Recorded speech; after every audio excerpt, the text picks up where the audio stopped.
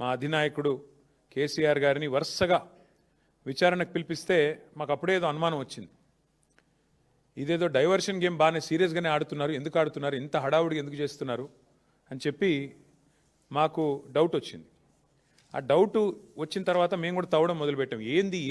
ఏది కవర్ చేయడానికి, ఎందుకోసం ఈ కవర్ డ్రైవ్లు, ఎక్స్ట్రా కవర్ డ్రైవ్లు అని జాగ్రత్తగా ఆలోచిస్తే దొరికింది మాకు ఒక పెద్ద ఫ్రాడు, ఒక పెద్ద ముఖ్యమంత్రి గారి బినామీ భాగోతం ఒకటి బయటపడ్డది. ఇది జనవరి 23 నాడు కేంద్ర ప్రభుత్వం అట్లాగే రాష్ట్ర ప్రభుత్వానికి సుప్రీంకోర్టు నోటీసులు ఇచ్చింది. KLSR అనే ఒక కంపెనీ, ఇన్ఫ్రాస్ట్రక్చర్ కంపెనీ, ఈ కంపెనీ ముఖ్యమంత్రి గారి బినామీ కంపెనీ. KLSR ఇన్ఫ్రా అనే కంపెనీ ముఖ్యమంత్రి గారి బినామీ కంపెనీ. నేనేదో ఊరికే అనట్లేదు, అది దానికి ఆధారాలతో సహా ఇప్పుడే మీకు చూపెడతాను. ఇప్పుడు నేను ఈ మాట చెప్పగానే కొన్ని ఛానళ్ళు లైవ్ కట్ చేస్తాయి, అది కూడా నాకు తెలుసు, పర్వాలేదు. అయినప్పటికీ ఈ KLSR ఇన్ఫ్రా అనే కంపెనీ ఏదైతే ఉందో దాని భాగోతం బయటపడి సుప్రీంకోర్టు నోటీసులు ఇచ్చింది కేంద్ర ప్రభుత్వానికి, రాష్ట్ర ప్రభుత్వానికి. వెంటనే మరి ఈ దివాలా తీసిన కంపెనీ ఏదైతే ఉందో 6,000 కోట్ల రూపాయలు, 6,000 కోట్ల రూపాయల వర్కులు వీరికి దివాలా తీసిన సమయంలోనే, స్పష్టంగా నేను చదువుతాను, మీరు వినండి. ఏం రాశారంటే, centre and Telangana get supreme court notice for KLSR Infratechs insolvency fraud. The company allegedly secured government tenders worth approximately rupees 6,000 crore during the insolvency period without the authorization of interim resolution professional. IP professional ఇది లేకుండా, అనుమతి లేకుండా 6,000 కోట్ల టెండర్లు తెచ్చుకున్నారు వీళ్ళు.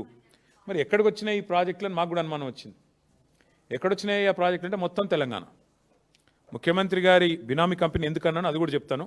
ఇగో ఎక్కడెక్కడ వచ్చినాయి మీకు వరుసగా చదువుతాను, ఏమేమి వచ్చినాయి కూడా మీకు చెప్తాను వరుసగా. ఇవన్నీ కూడా మీకు వివరంగా చెప్తాను, ఇవన్నీ కూడా ఆధారాలతో సహా మీ ముందు పెడతాను. ఇవాళ వాస్తవం ఏంటి అంటే, రేవంత్ రెడ్డి గారు చీఫ్ మినిస్టర్ కాదు, ఆయన బినామీ చీఫ్ మినిస్టర్ అని అందరికీ తెలుసు.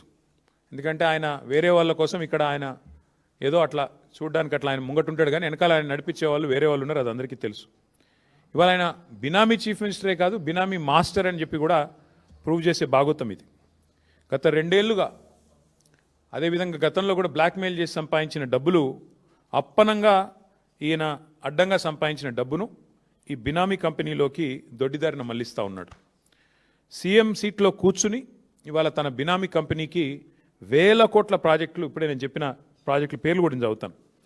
ఎక్కడెక్కడ ఇచ్చారా ఆ ప్రాజెక్టులు అంటే మీరు గమనిస్తే, కొడంగల్ లిఫ్ట్ ఇరిగేషన్ మీకు చదివి వినిపిస్తాను, మొత్తం వినిపిస్తాను, మీరు వినండి, కొద్దిగా సావధానంగా వినండి. ఇది ఎట్లా బినామీ కంపెనీ అని మీరు అడగొచ్చు. ఇగో ఇది 2018 సెప్టెంబర్ 27 నాడు రేవంత్ రెడ్డి గారి మీద, ఆయన బంధువుల మీద, ఆయన దగ్గరి వారి మీద ఐటీ రైడ్స్ జరిగినాయి. ఇది టైమ్స్ ఆఫ్ ఇండియా రిపోర్ట్. ఇది రేవంత్ రెడ్డి గారి మీద ఐటీ రైడ్లు జరిగితే ఎవరెవరి మీద జరిగినాయి అంటే, ఆ రోజు ఆయనకు 2018 సెప్టెంబర్ 27 ఆ రోజు ఏమేం చెప్పారంటే, ఐటీ వాళ్ళు కూడా సాయి మౌర్య ఎస్టేట్స్ అనే కంపెనీ, వాళ్ళ బ్రదర్ ఇన్ లో, అది వాళ్ళు సరిగ్గా ట్యాక్స్ పే చేయట్లేదు. అట్లాగే IT personnel suspect KLSR Infratech and Max Infra India are 2 companies being used to transfer money to Bhupal Infra in the name of sub contract works. Despite having no links with Sai Mourya, KLSR is ploughing money in to real estate deals. ఈ KLSR Infra అనే company ఎందుకు బినామీ అంటున్నా అంటే, ఇదొక ఆధారం. ఐటీలో ఆనాడు IT రేడ్లోనే స్పష్టంగా వారు అనుమానం వ్యక్తం చేసి కంపెనీ బినామీ. ఇక రెండో ఆధారం, రేవంత్ రెడ్డి గారు తిరిగే కారు ఇది. ఆయన ఫోటో చూడండి, ఇందులో కారులో ఆయన ఉన్నాడు. ఆయన కారు నెంబరు TS07FF0009. ఇది ఆయన ముఖ్యమంత్రి కాకముందు తిరిగిన కారు. ఈ కారు ఎవరికి రిజిస్టర్ అయింది అనుకున్నారు? ఈ కారు ఎవరికి రిజిస్టర్ అయిందయ్యా అంటే, రిజిస్టర్ అయింది KLSR ఇన్ఫ్రాటెక్ అనే కంపెనీకి. ఆయన తిరిగే సొంత కారు, ఆయన వాడే సొంత కారు. ఆ కారులో ఆయన ఫోటో కూడా ఉంటుంది చూడండి. సో అంటే దాదాపు ఇది 2.5 కోట్లు విలువ చేసే కారు, ల్యాండ్ క్రూజర్. ఆ కారు మరి KLSR అనే కంపెనీ ఈయనకెందుకు కొనిచ్చింది అంటే, ఐటీ వాళ్ళు సమాధానం చెప్పారు. ఎందుకంటే ఈయన డబ్బులు అల్లకెళ్ళి ఇళ్ళకి వస్తూ ఉన్నాయి పెద్ద ఎత్తున. ఈయనకు సంబంధించిన భూపాల్ ఇన్ఫ్రా అనే కంపెనీకి అందులోంచి KLSR అనే కంపెనీలకు వెళ్ళి వరుసగా మరి ఇట్లా డబ్బులు పంపుతా ఉన్నారు, రియల్ ఎస్టేట్ డీల్స్ చేస్తూ ఉన్నారు. సరే, ఇది జరిగింది. అయితే ఇప్పుడేమైంది, 2023 జూలైలో ఈ కేఎల్ఎస్ఆర్ అనే కంపెనీకి ఇంకొక కంపెనీ ఏఎస్ఎంఈటీ అనే కంపెనీకి మధ్యన గొడవ జరిగింది. గొడవ జరిగి ఇద్దరు కలిసి national company law tribunal NCLAT వాళ్ళని అప్రోచ్ అయినారు. అప్రోచ్ అయిన తర్వాత ఇప్పుడు ఆ కేసు విచారణ ప్రస్తుతం ఈ కేఎల్ఎస్ఆర్ అనే కంపెనీకి ఏఎస్ఎంఈటీ అనే కంపెనీకి మధ్యన ఇప్పుడు అక్కడ కార్పొరేట్ ఇన్సాల్వెన్సీ రెజల్యూషన్ ప్రాసెస్ అంటారు దీన్ని, దాని కింద విచారణ జరుగుతూ ఉంది. హైలైట్ ఏంటంటే 2023 నుంచి కేసు జరుగుతుంది. ఈ కంపెనీ ఎంత దుర్మార్గమైన కంపెనీ చెప్పడానికి రేవంత్ రెడ్డి గారికి ఎన్ని అపసవ్య బుద్ధులు ఉన్నాయో ఈ కంపెనీ నడిపే వారికి కూడా అన్ని అపసవ్య బుద్ధులే ఉన్నాయి. 2025 ఆగస్టు 13 అంటే పోయిన సంవత్సరం ఆగస్టు 13 నాడు జస్టిస్ శరద్ కుమార్ గారు ఎన్సిఎల్ఏటి జడ్జ్ ఎవరైతే ఈ డిస్ప్యూట్ని ఈ కేఎల్ఎస్ఆర్ అనే కంపెనీ ఇంకో కంపెనీ మధ్యన గొడవని చూస్తున్నారో ఆయన ఏమన్నాడు, నాకు ఫోన్లో మెసేజ్ వచ్చింది, ఆ మెసేజ్లో స్పష్టంగా నన్ను అడుగుతా ఉన్నారు మీరు కేఎల్ఎస్ఆర్ అనే కంపెనీకి అనుకూలంగా తీర్పు ఇవ్వండి అని చెప్పి నా మీద ఒత్తిడి పెడుతున్నారు, అందుకే నేను తప్పుకుంటున్నాను అని చెప్పి జస్టిస్ శరద్ కుమార్ అనే వ్యక్తి ఎన్సిఎల్ఏటిలో ఉన్న పెద్ద ఆయన తప్పుకున్నారు. He రెక్యూజ్డ్ himself. ఇంగ్లీష్లో చెప్పాలి అంటే NCLAT judicial member alleges being approached by judge for favour recuses himself.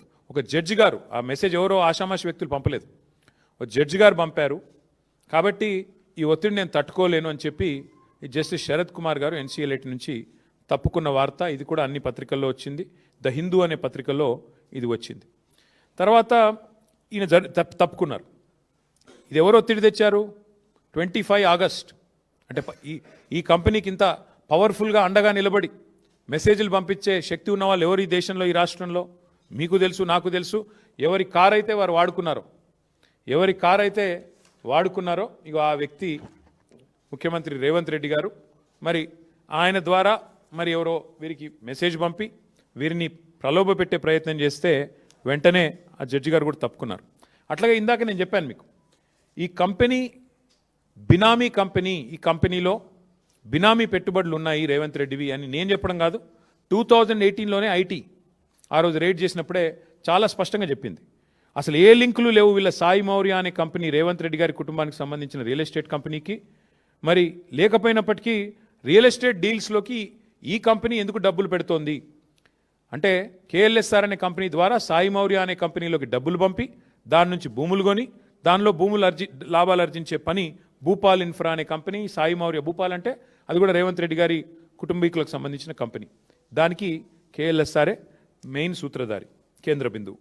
అట్లాగే ఇక్కడ ఇంకొక విషయం, 2018లో ఎన్ఫోర్స్మెంట్ డైరెక్టరేట్ ఈడీ వాళ్ళు కూడా వీళ్ళ మీద రేడ్ చేశారు. ఆ రోజు రేడ్ చేసినప్పుడు ఇప్పుడే నేను చదివాను, ఈడీ ఐటీ రేడ్ చేస్తే ఆ రోజే ఈ వార్త కూడా వచ్చింది, ఈ కంపెనీ బినామీ రేవంత్ రెడ్డి గారికి అని అనుమానాలు వ్యక్తమవుతున్నాయి అని చెప్పి వార్తలు వచ్చినాయి.